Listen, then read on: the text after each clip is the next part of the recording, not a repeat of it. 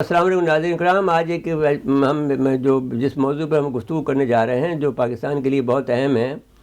بحث یہ ہے کہ جو تحریک طالبان پاکستان ہے وہ پاکستان کے خلاف کیوں صف آ رہا ہے اور وہ کیوں مسلمانوں کو شہید کر رہی ہے اور فوج کو اور سپاہیوں کو اور ہمارے نوجوانوں کو جو ہے وہ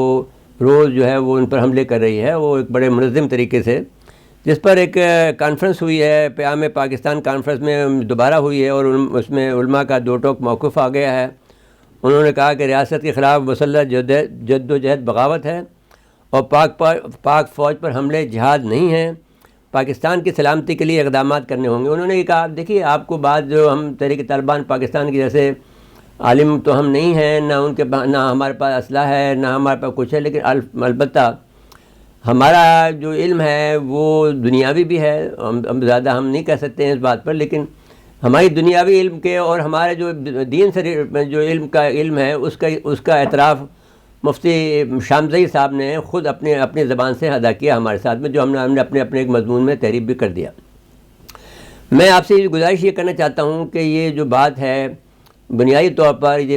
دنیا کے اندر پاکستان ایک واحد ملک ہے، اسرائیل اپنے مذہب کے نام پہ بنا اور پاکستان اپنے اسلام کے نام پہ بنا، اور اس کے بننے میں ابھی یہ ضرور ہے کہ جتنا بھی ہم یہ بات کہنا چاہتے ہیں ان کے سب کی خدمت میں، پاکستانیوں کی خدمت میں بھی اور جو غیر ملکی ہیں جو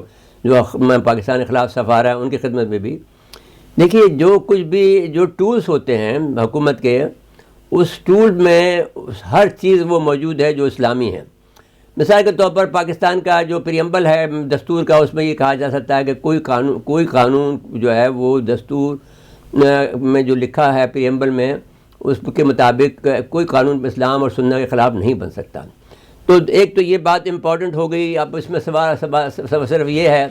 کہ وہ یہ کہتے ہیں کہ یہ جو آدمی ہیں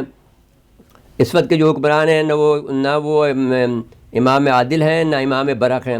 اب دونوں معاملات میں یہ بحث یہ نہیں ہے کہ وہ امام عادل ہوں یا امام برحق ہوں، لیکن بحث یہ ہے کہ جو نقصان ہو رہا ہے وہ مسلمانوں کو ہو رہا ہے، اور مسلمانوں کو نقصان جو ہے وہ کسی صورت میں جائز نہیں ہے۔ اب اس صورت میں جو مفتی تقی